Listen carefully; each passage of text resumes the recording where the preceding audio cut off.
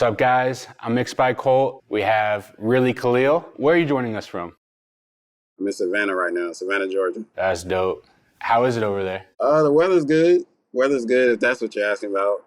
The traffic is shitty, but I guess they're working on that. The whole year could feel like this. I'll be A-okay. I'll never leave Savannah. Are you from Savannah, Georgia? No, I'm not actually. I moved down here in like 2006, I think. Yeah. How come? Oh man, it's a long story, but to make it short, I was still in high school. My family experienced a situation, and we just had to leave Jersey, and this was like the first safe haven. So we came down here, and I personally thought that it was like a joke. Like I was a young kid. I'm like, you're really gonna take me away from all of my friends and to some foreign state that I've never wanted to go to or whatever. And the whole trip down here is a 17-hour drive. I'm like, yeah, we're gonna turn around. This is a joke. They're playing a joke. But no. I graduated down here and I'm still here. I'm laughing at that. That's kind of traumatizing. It's like it really is. Yeah. But I got over it though. I'm good. I'm sure you have great friends now from there. Yeah, I got some people. So you never wanted to move out, or what's the situation? I guess I'm in my building stage right now. So instead of like taking a leap of faith, I'd rather take a calculated leap of faith. So I'm just still like getting everything together, and we do plan on leaving at least within a year. We just had a kid. Yeah, we just had a kid, so we're looking at different schools that we want him to go to, and none of them are here. So we gotta go. Nice. Dang, what's it like to be a father? It's different. It's different. Every time I look at him, I'm just like, dang, man, like, I don't want to fuck you up. Like, I don't want to, like, you know what I'm saying? Like, I have this, like, perfect, this moldable, shapeable piece of clay, and I don't want to make a shitty pot. So, like, I just been like, I changed my life. Like, I changed certain things. I changed my eating habits. I cut my hair. Like, I did a lot of things that I felt would be better for him as a person to look up to. So yeah, man, and everything's on the line now. Like there's literally a timeline that I have to meet for this kid to, have a good life. So I don't want him to have a life like mine. So we got to make that. We got to make it work. So when you did that change to like cutting your hair and pretty much changing your whole lifestyle, where were you going to sleep and then you woke up and you're like, yo, I'm just stopping it? Was it like a point, or was it like a gradual thing? It was definitely like a point. Like for the hair thing, I just got up and took the scissors to it. Like that's just what it was. And then with the food thing, I knew that I wanted to do it eventually, but I didn't know when. I was like, steak is too good. Like, because I went plant-based. I'm gonna put it out. I went plant-based. So I'm like, steak is too good. I love chicken. Like, I'm not giving this up right now. Maybe I'll start to moderate everything. But then I went to a book signing of this actress. She's vegan. She has like a cookbook. And I don't know, that experience completely changed my life around. And that day at the book signing, I went plant-based from that day on. So how long has that been, the plant-based? Since October. Yeah, I've been going pretty strong. How do you feel compared to when you were eating meat? Like, honestly, not only was it just meat, but it was a lot of processed foods that I was eating. And I felt like crap every day. I'm not going to lie to you. I think my body is still repairing itself from some of the things I was putting in it. I want to say that I got to a more clear-headed point. Now I'm just trying to get to like a total all the way around healthy point when it comes down to, mind, body, all of that stuff. Like I had this like fog, and I feel like part of it was from having COVID at one point in time. But I think another part of it is like, you are what you eat. So all that processed food and all that stuff, yeah, I had to cut it. And I feel better about that. I don't think I'm going to relapse. I don't think so. I started doing like this meal delivery service, all healthy food, and I don't have to think about it. Right. And it's changed my life. So this is the first time me and you have actually met or spoken to verbally. Yeah. I started working with you how many years ago? I want to say at least the end of 2021, something like that. Yeah. Or like summer 2021, I think. I would speak with your manager. Now I'm finally speaking to you. It's like, yeah. but you have a great ear. Working with you it's pretty different working with other clients, because there's clients who are very particular in the sound they want, but they'll go about it a very snooty way. And then there's people who are like, all right, just do whatever. But I know when you're like, hey, can you fix this, or can you revise this? Like some small detail. It's like, fuck yeah. Because I know it's going to be, you have a good ear. 100% trust your judgment in it. So it's always awesome, to get your feedback whenever I send you a mix and master, because you really do have a good ear in the direction of the sound you want. Yeah, man, I appreciate that. I do definitely understand where you come from when you say like certain clients can be a little snooty, and I never wanted to be that guy. Like I want what I want, but I don't want to take like the path. You just burn bridges when you're fucking rude. Like, and I want to say I've had a pretty good upcoming when it comes down to my parents and stuff. And I mean, the golden rule, you know what I'm saying? Like, Yep. The respect that you give out will be given back in most cases. but yeah, man. So like, whenever I would send something, like I would like list it out, and this, I would list it out. It would be like super detailed, like, so you know exactly what I'm saying. And it translates well. And yeah, man, I think every time we worked together, it was a great experience. I trust your ear too. Like some of the liberties you've taken, I just leave it. I love it. Leave it. Like yeah, you're definitely my go-to off top. Yeah, that's the thing I really like to do when I mix, is put my creativity in it, because I'm not trying to hurt the song. I'm only trying to make it sicker. Right. And Right. There's like a fine line of like, all right, you're doing too much to, you're just going off the path, or hey, you're going subtly to just make it a little cooler without ruining the demo or how it was originally envisioned. Gotcha, yeah. So what's your like musical background, and how did you get into music? The crazy thing is like, a lot of these musicians or rappers, we'll just say a lot of rappers, they say, oh yeah, I've been rapping since I was 12. Like, I've been doing this since I was in middle school. Me personally, I was the kid that beat on the table in middle school. That's why like every song I sent you is my own beats, like every single song. I was that kid. I didn't really start like wanting to do music officially until like 2010. So we're talking, 13 years? I mean, that's a while. That is a long time when you think about it. But a lot of other people got their start so early. I mean, I was in band maybe 1 year of my life. Well, not even band. I was like in music class in elementary school. And I played, I'm not going to tell you what I played, but I don't have a musical background. Like, a lot of this stuff is like, I'm still constantly training my ear and doing research and teaching myself different things so that I can understand what I'm doing a lot better. And it makes the job easier. But I don't really have a background in it, to be completely honest with you. Maybe that's a bad thing. Maybe that's hurting me. But I'm trying to do everything I can to play catch up, with that. Can you read sheet music? I can't. Can you stay in key playing freestyle? I cannot. So how do you make the beautiful chords you do? So I do use a lot of samples. That's one thing. And then another thing, like, I'll look up chord progressions. And this is like me teaching myself, like, I'll look up like, okay, what are the keys for, or what are the notes for this key?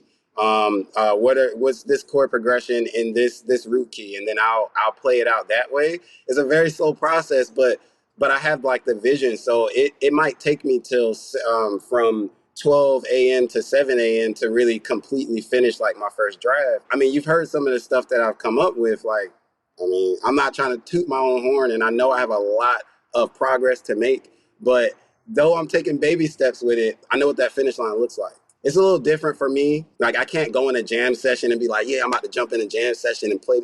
I can't do it. But what I can do is go into my secluded little bubble, either go in my little home studio, turn on my TikTok lights and zone out, or, you know what I'm saying, go to the park or the beach and zone out. But yeah, man, like, I'm still teaching myself. It's a journey. I appreciate that so much more, because it's cool to do a jam session. I mean, it's all right, but at the end of the day, it's the end product because all the consumers and listeners are not going to know who did it live or not. It's like, how does it sound? And no matter the way you get there, and I think it's even better if you're like, the way I love to work and mix is secluded, like no one else is around. That's why it's tough. People leave the studio, they would go record a song in a studio and then they think the recording engineer will mix it in 30 minutes and then they'll get it. It's like, there's no way, because I like to do I'm exactly like you. Like I will be in my own bubble for hours and hours, like way more hours than you would think. And until it feels right and gets right. And you can't do that when you have like time pressure of like 50 people in the room and talking in your ear. Right. Okay. So for example, same scenario, but different profession. I also like fix phones, TVs, tablets, that type of stuff. So when I would do a lot of my freelance work, I would go to the people's house and I would fix it right there on their like living room coffee table. And it's a difference between them saying, all right, yeah, you need anything, you need a soda, all right, we're just gonna leave you right here, let us know if you, and then they leave the room, as opposed to kids running around, the dog sniffing my feet, like people bumping the table, like y'all gotta get the fuck from away from me so I can fix your phone right, you know what I'm saying? Yeah. Like, but yeah, so it's totally a big difference. Like my mind is able to zone in even when there are distractions, but doing it efficiently, that's a different story, you know? Yeah. So what kind of headphones you rocking? I got some cheap ass Audio Technica BT something something something, Uh, the ones everybody got. But I want to upgrade soon. I really do. yeah. There's these headphones, and I want to say you have them, the ones that are able to like model different environments. Slate Those are the VSX. ones. Yeah, those are the ones I want. Yeah. I am so happy with them. So happy. Mm, I've tried so many. If you go in my closet, you'll see like 8 headphones on the floor. Not messy, mm, but like they're organized. And I've tried so many. The mm. Slate VSX, I don't even use the modeling stuff. I don't. I just use them raw and I love them. I really do. But again, I don't have time for, because you still have to reference a little bit. You know, you have to go to the car and hear it. You got to go to other places and hear it. But Yeah. now it makes my life so much easier. Just go to the studio I go to here in Austin, Texas, and use their huge ATC speakers. And I know exactly how it sounds on there. It will sound crystal everywhere else. I do that, but Nice. I work a lot in the headphones to like do as much as I can before I go to the studio and for any small revision after. But yeah, Okay. the Slate VSX, dude, are actually really, really good. So I wouldn't even think about anything else. Bet. Yeah, that's good to know. Cause like when I go look up stuff, it don't matter if it's like for music or just a fucking, I don't know, living room couch. Like I want to actually see reviews, and the people's reactions, they really kind of help me make my decision. So your review, being the person that you are, that holds a lot of weight when it comes down to, all right, I think I need to get these. You know what I'm saying? But yeah, Yeah. definitely. Okay, bet. And I got those for free. Steven Slate sent them over. That's Nice, fire. nice. That's fire. So, Okay. so we're talking about headphones before. So now I want to know, what other tools do you use to make music? Okay. Just give me the lowdown. I'm gonna start with a disclaimer. My good friend out in Algeria says that I need to upgrade. He's my cover art guy, Muhammad. He's pretty cool. He's like, yeah, you need to upgrade ASAP. So I got a uh, I got a MacBook Air. I use on-screen keyboard. I got my cheap Audio Technicas, and I'm working in Logic Pro.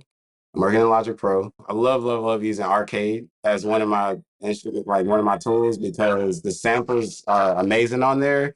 I've looked into starting to use Splice samples, but I don't know. Arcade just keeps me happy. So I use that, and then I use a bunch of like drum kits that I downloaded and like other sounds and samples and whatnot that I've sampled into my to Logic. And yeah, I just make it do what it do. Sometimes I might sample my own voice. Sometimes I might use like a stock string or whatever the case is. But like I said, I see what I want to do. Like I'll say, okay, I want to mix like I want to make a song that's inspired by like, I don't know, Don Toliver and uh Kanye. I don't know, just random. and I'll see if I can come up with something that's like the perfect mesh of that. I get a lot of inspiration from just the music that I listen to. So yeah, yeah, I make it do what it do. So what's your like strategy when you come up with that, let's say Don Toliver and Kanye West song? What's the first thing you do to the last thing? Or, like what's Okay. your structure? A lot of times it'll be specific songs that I want to model from. So I'll be like, okay, I like that 808. I like that rhythm. I like that drum pattern. So I'll start off with the things that I actually like about those songs, and then I'll build from there. So I don't know, for example, let me see. The last song that I did, I started off with that synth, with that like like I just wanted to kind of like be a little vibey, but also you could kind of dance to it. So I started off with that. And then from there, I hold off on the 808. Some other people, I think other people do 808s first. I hold off on those because I want my drum pattern to be solid first, and then I'll throw my 808s to kind of like fill in the blank and like create like the groove in between. But I feel like when I start with my 808, every time I start, I regretted it. I've scrapped the 808, gone to the drums and everything else, and then made a whole new 808 afterwards. So I just say, okay, I'm not gonna do that anymore. So yeah, I'll normally start with either like the main instrument that I want to use or the main sample, and then I'll do my drums, and then I'll do my 808s at the end. But yeah, it'll be like specific things of these songs that I want to not copy, but model from, like use as inspiration. And I'll start with those things. Like once I know that those things sound in succinct, then I'll start to add my own touch and flair on it. Okay. And then you have the beat down. So you finish the beat entirely Yeah, the beat's good. The beat's done. and then you go to the vocals. Then I go to the vocals. Now, here's the thing. Even though the beat is done, it doesn't mean that it's done. Because a lot of times, and this is because I have a good team. Like I'll do the beat, I'll send them the beat. They'll be like, okay, yeah, I want to hear what your vocals sound like on it before, I give a real opinion. So they'll say, hey, it's cool, but I want to hear your vocals. I'll throw vocals on it, and then they'll just be like, start over. Like, or like, I think you should change this, and this. I think you should do a beat switch up here. I think you should. So like, I love constructive criticism. Love it because it only makes me better. So I'll say, like, at first I'll kind of like get in my feelings because I'm a human, but like the smarter part of my brain is like, you got to do this. Like, you have to. So after I get over the fact that it's like, oh, y'all hate my creation, then I'll start to take their suggestions and apply them, but still put my own touch on them. So I take it a step further than what what they said specifically to kind of make it even better than what they envisioned, which in turn makes it, astronomically better than what I envisioned.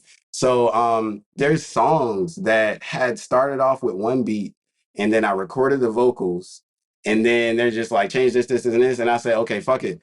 I made a whole entirely new beat, or I stripped away all the drums, kept the sample, and did a whole nother like groove on it. And then that would in turn inspire me to just do a whole new vocals with either it's new lyrics and new approach, or it's just a new approach with the same lyrics. But yeah, lots of my beats, like 7 out of 10 of them, or 7 out of 10 of the songs that I put out haven't even started with the same beat. There was a song I sent you, a beat I sent. I was like, yeah, man, I want to get this mix. We never did it because I wrote to it and it was like, I'm not doing this. This is nah, fuck that. Like it's just I don't know. It's not a wishy-washy thing. It's a is it gonna work or is it not? And when I come down to the realization that this just might not work, I don't waste my time on it. I don't waste my energy, and I just move on to the next song. Because music is everlasting. We just keep going. That's completely normal, especially in this industry where people are pumping out, doing so many songs a night, and then it's just a year, and then they're like, "Have you released anything?" No, it's just I just got so much. So it's that's normal, but it's good because then when you do pick stuff, they're fire. Right. So when you write lyrics, how is your workflow? Do you record the melody and then you write lyrics to it? Or write lyrics and then find a melody to it? Or do you freestyle it? What's your kind of way of going about it? It really depends on how much I like the beat. So if I really, really like the beat, it all comes out at once. Like I'll write and the melody will come out all at the same time. Like I said, I get in my zone. So a lot of times when I'm writing, I'm literally sitting in the middle of like a hotel parking lot in the car, 12 o'clock at night or whatever time of day, and I'm just writing and I'm playing the beat back and writing. So I'll start off that way, and then I'll record voice notes of what I wrote. I'll listen to those back. If I think anything needs adjustment, I'll re-record it like with the new melody or with the tweaks that I've done until I feel like I got something that I feel could work. And then I take that into my home studio because I'm in here, and I listen back to it because a lot of times it'll be like the next day I'll listen back and then I'll record it and then make any further adjustments at that point. That's one approach. Another approach is I'll just write. I'll like the things that are on my mind, I'll just write it out and then I'll put the melody to it afterward. But for me, that's harder to do because now I have to like find a cadence and a flow. And these are just thoughts. These are just abstract thoughts. And I have to like make it make sense. So my favorite way is like if I really, really like the beat, it'll just all come out at once. Yeah. And then that's when you know, all right, you got a good song. Yeah. Yeah. Or at least that I like it. Um, so Hey, like that's throughout the day, like I might think of something, so I'll put it in my voice notes, or not my voice notes, my regular notes. I just have like this. There's a note that's called one-liners, and I'll just put one-liners in there. So things that I think might be interesting for the listeners, things that might like get a person's attention, maybe a cool metaphor, or just something that I feel it might be catchy. So I got this whole list of one-liners. So I'll pull from those as I'm writing. And then also, like, I might start a song. Like, remember that beat I sent you? I wrote to that. Like, there's a lot of beats that I just write to and I never do it. So I'm just like, I'm not gonna throw those in the trash. I'm gonna recycle those. So I'll take those lyrics and some of those melodies or cadences, and then I'll start to, reshape them into whatever that new beat, is asking for. So yeah. one more question, and then I want to veer off into another aspect of the music industry. What Okay. kind of mic you rocking and what interface? What we got going on? Hold on, I got you. Bro, I can't even recall how many times I've seen this in people's videos, and it's just like y'all talking about this, but y'all got that cheap ass mic. This is a cheap ass mic. It's so cheap. Is that the AT2020? 2035. 2035. Yeah. Yeah. I just had to get started. So real quick, I lived in Alabama for about 2 years and it wasn't fun. It was terrible. And I got to a point where I was like, I have to go back to Georgia. And I left a lot of shit out there. A lot. Computer, my grandma's chest, like a lot of shit is somewhere floating around. So I had to get everything from scratch. So that's why I just got the cheapest of the cheap. I got me a little MacBook. I got me the headphones and mic just to get started. So I still have this mic. Like, I don't know. It's just been working, It It's just works, been dude. working. It works. Yeah. What interface? I have the Universal Audio Volt right now. Cheap. Once again, cheap. But I'm looking to upgrade to an Apollo because I like UA. I really like their products. I like their plugins. So I want to upgrade to either Apollo Twin or something like that. But I'm at that point right now where this is like, getting somebody like you to mix from this mic and that interface, you would never expect that that's what I'm on. So I'm just like, it works for now. It's really all you need. I saw like a post from T-Pain of how he recorded Bartender, and it just I saw looked. that. You saw that? Yeah. Oh my gosh, man. Yeah. I don't know if he just made that up or not, but if that is true, yeah, man, like you said, I mean, he's so many big he's doing songs are something recorded new. in hotel rooms with like no acoustic treatment, and I guess Yeah. I, even if I they're got this better like, mics, like you still, even with a better mic, then you have more chance of like noises from mm, everywhere coming in. I remember mm, when I worked at Endroom Audio in New York City, we were on Wall Street.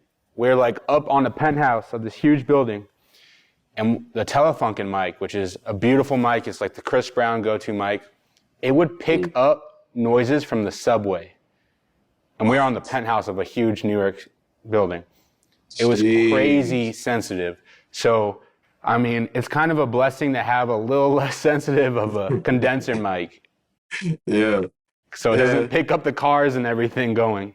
Facts, facts. Yeah, yeah. Man. I mean, I still would like a Telefunken though. Yeah. Also, the other aspect of the music industry is marketing.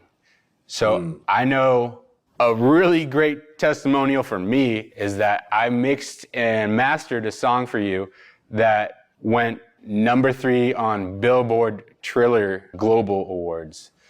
If you could yeah. talk a little bit about that and how like the marketing worked, like did you do marketing for it? That's actually a really interesting thing to talk about because a lot of people don't really think about this aspect of how to get to those points. All right, so yeah, long story short, my old distributor had me in this network, and the network threw a lot of opportunities my way. It was either like sync opportunities or different campaigns, different ways to get paid and monetize what I'm doing. So that was one of the campaigns that were just like, okay, this song is pretty good. Would you like for Triller to put it on our playlist? So they put it on their new artist playlist, and a bunch of people use it in their videos. So it racked up, and this is just the last time I checked. I don't know what it is now, but at the time it had racked up over 100K like plays, and then that and combined with all of like the comments that went with it, all of the likes, the engagement really got it to a point where it was able to surpass a lot of the other music on their platform. So but that was just the global. So they have the US, the global, and then they have the different other countries, Africa, etc. So yeah, that's basically how I got on that billboard. Like when we started the campaign, the goal wasn't we're gonna get on Billboard. The goal was like we just want a bunch of people to hear this song on Triller. That was it. And apparently it translated into, well, here you go, like Billboard. So yeah, that was cool. That was cool. It was an amazing surprise. So that was real grassroots movement. Once it went onto the Triller playlist, were you putting in for ads or anything, or was it? No, I didn't bring anybody to Triller. That was just the platform in itself. That was, all of their users that were, doing all the engagement and, whatever traffic. So, but the campaign though it was like in part like through Triller. So, they made sure that I mean, they pushed it a little bit. So being pushed by the platform itself helped me get on Billboard. But like I said, the platform, I don't think the platform was like, we're going to push this enough to get on Billboard. But, whatever happened from their push, that's what caused it. Um, so yeah, that just brings you to a like a who you know type of thing.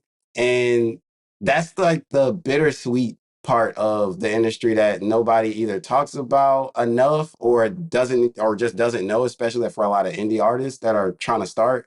Like you gotta tap in. And tapping in isn't just like being an opportunist. Like of course there's a lot of opportunity, but you have to like connect with people. You have to build relationships. You have to be a good person. Like nobody wants to work with somebody that has a shitty attitude. So, it's just really allowing yourself to be human. I honestly feel like that's what we were created for, to network and connect with other humans and then make more humans.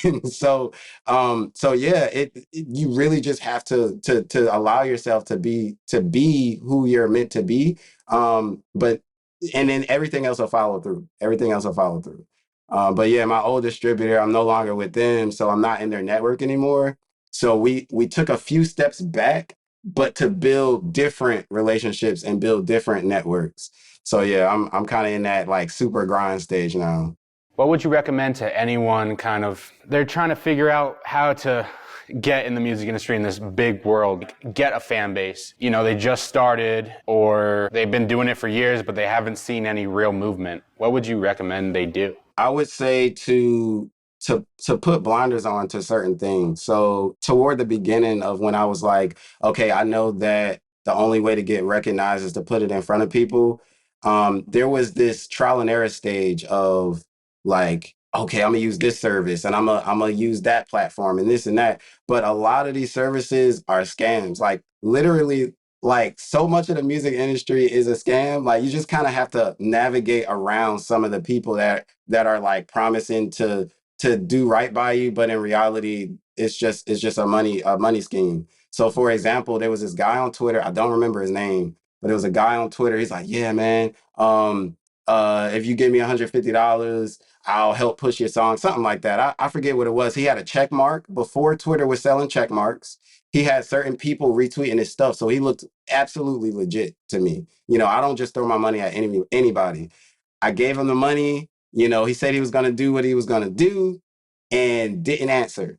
I'm the type of person, I like to give people their time. So I'm like, oh, he's taking his time. So I let him go for about a week. Nothing still. I hit him up. He was like, "Oh, I'm still working on it. Just give me some time." And he was like real aggressive with it. Like, what? For some reason, scammers are like really aggressive. So give me some time. I'm working on it. So I gave him some more time, and I hit him up again after another week, and he just stopped answering. And I knew at that point, like I wasn't going to get my money back, even though I hit him up and said, you need to give me my money back. Nothing happened. So, whether it's certain people or certain even services, they're like, oh, we don't use bots or we don't, we put your music in front of real people. Like anybody can type that and put it on a They're website. probably Like using it's bots. a it's a fucking lie. Like they're Yeah. lying to your face. So at the end of the day, you got to do your research, do your research, do your research. Look up reviews. Type in the name of that service and put scam behind it in Google and see what comes up. Type in the name of that service and put review behind it, see what comes up. Like really make sure that before you spend that money, because you got to spend money, that you're throwing it at something that's actually going to get you real results. There was a lot of services that I did use that had bots, and they did get me some numbers. But my team, we call that empty calories now, because those numbers are not translating or resulting in people following you, finding you on Facebook, commenting on your shit. It's not going to do that. All it's going to do is say you have this many people that heard your stuff, and it's going to put you at risk for Spotify saying get the fuck out of here. So at the end of the day, you're really taking a big chance for vanity numbers, that may or may not pay you what you're looking for. um, a lot So, of people don't. Oh, go ahead, I'm sorry. so how would you go about finding a team with doing research? What would you type in Google to like I'm sure if you type in music manager or music marketing, like how do you go about it for anyone who really has no clue? That is a really, really good question. Me personally, I feel like I got lucky. And the reason why I say this is because I officially started really Khalil in 2019. Before that, I was going by some other name. I was bullshitting around. Life was fucking me up. In 2019, I was like, I'm ready to actually legit pursue this. And if nothing comes back from my real legit pursuit of this, then fuck it. So what I did is I went on the Apple Store. I downloaded a website app called Universe. I downloaded a distribution app called Amuse, but they didn't work out. So I downloaded another one, which was the distributor that I wound up with for a long time. I went and I made a logo. I figured out what my colors would be at the time. I took pictures. Like I did everything that I thought was needed, and I learned that I needed to do way more. But that distributor turned out to be in their infancy stage, and they were looking for people that they felt had enough potential to try the services that they were thinking of putting on their platform. So I became their guinea pig. And that's why I say I think I got lucky. I found my manager through something else that I was trying to do. I was trying to put my music on a platform that allows people to not donate, I'm sorry, invest in it, and get like stock from my music. And there's other platforms that do that now, but at the time it was like something new. And that's where I met my manager. And though that didn't work out for me, me and my manager continued our relationship. And that's why we're doing what we're doing now. So it's really about taking risks, but calculated. Like I said earlier, like take that leap of faith, but really do your research before you do it. Like I had to pay a lot of money, and what did I get back? Like, I don't know. I got money back, but it was only because some of those risks that I took actually turned out to be worth it. As far as finding a manager, I honestly don't even know. I don't know. There's people out there though that do it legit. I don't want to say any names because we're not promoting anybody, but there's a few people that I found on Instagram that if you wanted to start off and get lit or whatever the case is, but in a true way with true fans, there's some people out there. You just really gotta go down their profile. You know, you gotta see who they're connected to, who's following them, like all of that type of stuff to see if they are worth putting your money towards. But yeah, Yeah. yeah. So on your music release schedule, do you follow like a strict, like, we have to do this? Or is it like artistically, hey, I will release something when I feel like I should? My schedule, I wish it was stricter. It would be stricter if my day job was music. I would be doing music all day, all night. But unfortunately, that's not the case. So we set a schedule out in the beginning of this year to have 10 releases through the year. And we're going to do 10 releases, but that schedule is starting to kind of like have an ebb and flow with how early or how late I actually release them. But yeah, I mean, I have a schedule and I'm trying my best to stick to it. But yeah, it's getting done. It's getting done for sure. So when you release a song, what are the key elements you need to have ready for the marketing besides a cover art and just posting it to your Instagram one time? Of course, of course. So we will start with the cover art though. So my cover art guy, he makes like animated versions of my cover as well. So it's good to use like something like that or something else to post as a canvas on Spotify because canvases at first they were kind of like, oh wow, that's cool. It's moving. And now it's kind of the norm. So you kind of want your Spotify to be up to speed with everybody else. So, you know, have some like video like canvas for that, but get a pre-save link, you know, of course, do ads, but do them right. There was a long time that I was doing ads and wasting money. Like my cost per click rate at one point was like $1. Like it was bad, it was terrible. So either learn that or get a service that is going to legit push your ads for you, you know, and they know what they're doing. I got to a point where my cost per click was literally like $0.0001. Like I want it to be that or lower. I want a lot of zeros, a decimal point, and a lot of zeros before we get to a number. And the reason why is because if you put a certain amount of money toward it and only 100 people clicked on it, that's not really like out of those 100 people, maybe one person went all the way to Spotify, or no, maybe 2 or 3 people went all the way to Spotify, and maybe one person hit that play button. So at the end of the day, like you want as many people to click on that as possible, whether you're spending $20 or whether you're spending $2,000, you still want that cost per click to be extremely low. What So yeah, platform? ads is important. What What's up? platform? There is a platform called Symphony that I'm trying out. Where would One you run the ads? I run the ads on Instagram, Facebook.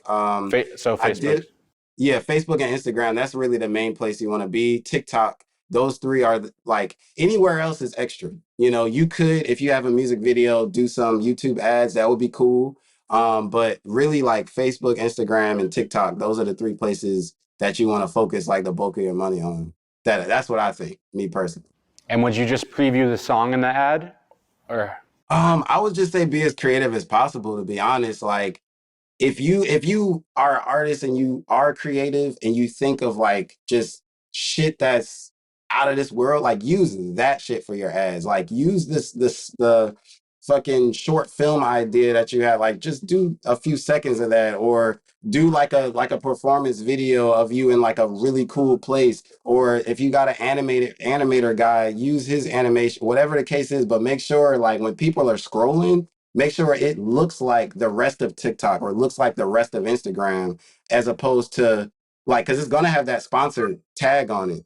So you want people to not even realize that it's up there until they look and see, like, oh shit. You know what I'm saying? Like it has to look like a part of the feed, but also stand out from the feed. So be as creative as possible is what I would suggest. yeah. So what are your like future goals? Oh man. I want to play I want to play at Afropunk. I want to play at Coachella. I want to play at Summer Jam. I want to play at all the cool festivals. To be honest with you, the stage, honestly, like when I first started doing music before really Khalil, my music for me was the stage as opposed to the studio. I love stage performance. I love the reaction people get when they look at me and they're like, look at it. Who is this? Like, what are you about to do? And then I open my mouth and they're like, whoa, like, hold on. So I love that. I love dropping jaws and people pulling out their phones and like on live. Like, I didn't tell you to do it. Now, of course, if they're already doing it and I tell them, then more people will do it. But the I like to change people's lives in a real moment, and witnessing it myself. But yeah, that's what I want to do. I want to play a bunch of places. I want to get on Billboard again. Um, Let's go. but on a bigger chart, a better chart. I want to get on like a top 200 or a top 100 eventually. Um, yeah, man. I really want to take care of my family, to be honest. So if this music thing can bring in a steady stream of income to take care of my son and my fiance, then that's enough for me, honestly. Being somebody that cares about my artistry, like I said, every day I'm researching, every day I want to get better. So, if they can see that value and I don't know, like me as a person, then I think that'll be my way to Billboard. And of course, working with great producers, working with other great artists, working with great songwriters, working with great engineers, like getting the quality of music like to that higher standard. Like you gotta have that quality. And then working with these people and having these people's names attached to it is building like you get more credibility. I think, me personally, I think you become more credible when you have these other people that are willing to work with you and their name has weight to it. That means they truly believe in you, or that means they at least like you enough to, you know what I'm saying? Like, okay, yeah, yeah, you can put my name on that, whatever. You know what I'm saying? But yeah, so like really building that network of quality artists and individuals, and like people that have weight to their name as well. So yeah. Yeah, dude, I'm excited for you because the music you just put out, you had Fine Wine. That one's like, it's literally like It's drinking fine wine. it's not out yet, but it's coming. Oh, dang. No, it's fine. It's fine. I don't mind. I don't mind. I mean, it'll be out. It'll be out in 22 days, so we could promote it. I don't care. Yeah, dude, that song is like, I love it. Yeah, I think I don't want to call it lightning in the bottle yet, but I do want to call it like the pathway to what my sound can start to really like mold to. Um, I've been all over the place, as you know, because you've worked with me a good bit of times, and you've heard like one song in comparison to another. Some might think it's two totally different artists. So I'm really trying to find that sound without being monotonous about it.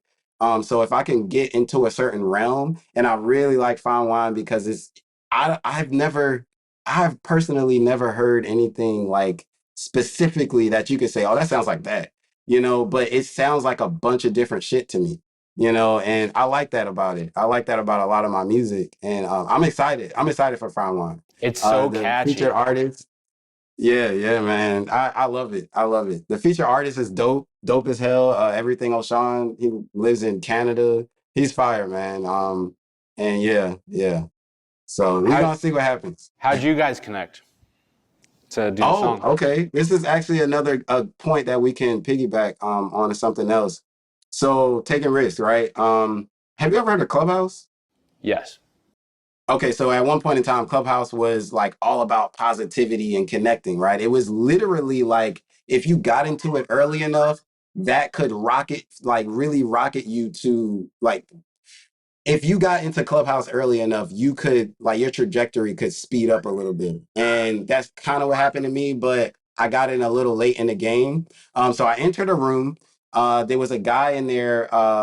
He's one of like the voices of Virgin Radio Montreal in Canada. He's like, yeah, I'm hosting this contest. All you got to do is, submit a song and we'll get you played on the radio in Canada. So I'm like, oh, bet. Like, I'm trying to get played in Canada. So I went and I submitted. So what they did is they had different brackets. So you went up against one other artist. So I want to say there were like 4 or 5, maybe 6 different brackets. So I went up against another artist. O'Shawn went up against a different artist. So we didn't go up against each other. I don't know how that would have turned out. But I won my bracket. He won his bracket. So we both won. But we connected after that. Like I hit him up. I was like, yeah, that song was fire because it was. And I was just being, I legit appreciated his art. And that's why I connected with him because I thought it was cool. And the fact that we both won, I thought maybe he might want to work with me. I don't know. So I took that chance. I took the chance on the contest. I won it. I took the chance on making that connection. I got the connection. And ever since then, we've been working. So that song in particular, though, took 2 years to complete, which is terrible. Really? the the beat, like I said, the beat was totally different. My part of the song totally different, but his verse stayed the same. Like his verse is dope. So like to not make it all complicated, we kept his verse. I built the new beat around his verse, and then I created my part to that beat. So yeah, that's an interesting creation. I Wow. love it. I really do. Are you ever like considering moving towards Atlanta or towards LA? Like, Actually, yes. Remember earlier, like I'm still kind of building that brick foundation to really, so like when I go, there's no question about what's gonna happen when I get there. We have a few cities in mind. Atlanta is one of them, but we're also looking at Texas. We don't really want to hit New York right now, right this second, but that's also, in the cards as well. Um, we're trying to get over our fear of LA because LA, I don't know. I hear so many like failure stories about LA, and I don't want to go out there and just be like, whoa, what the fuck is this? And, you know what I'm saying? So I don't know. So we kind of want to stay in the South for now. For now. well, I can tell you about LA because I lived there for 3 years. Before I lived in New York City for 4 years. But in LA, everyone's out there in the music industry a lot more than New York, and it's easier to meet people in LA if you're in, because you could just be at the right place at the right time. Not necessarily like walking through the grocery store, but like you meet a friend and your friend invites you to this event. So it's way easier to happen there. You can be a failure there easily, but you'll be a failure anywhere in life. Where you go to, so you're kind of just playing your cards better if you're in LA. Quality life wise, it's all right. I moved to Austin recently just to get a change because that's how I am. I'm a little spontaneous, so I can't get stuck in the same place for too long. I'll probably move back at some point, I think. But yeah, man, it's finally great to meet you, face to face on video call, because we've always talked either through your manager or me and you via text. Right, yeah. I hope you have a great rest of your day, and I'm looking forward to Fine Wine when that comes out. I know I spilled the beans a little early, but hey, it's all good. It'll be cool. Hey, yeah, it's been a pleasure talking to you as well. Thank you for not only like working on like improving my sound, but also taking those liberties and having like that attitude that people don't have, with a lot of this like music industry, just in life, period. Like it's a pleasure working with you, like to be completely honest. It really is. So you already know we're gonna work a lot more. I'm gonna send you a lot of shit. Especially when things start to roll, like yeah, it's gonna be crazy. So yeah, and hopefully we get to get in the studio too. Hell That yeah. would be fun. Let's get another Yeah. billboard. Yeah, let's do it. Let's Let's go. do it. All right. Peace. All right, man. Peace. Appreciate it.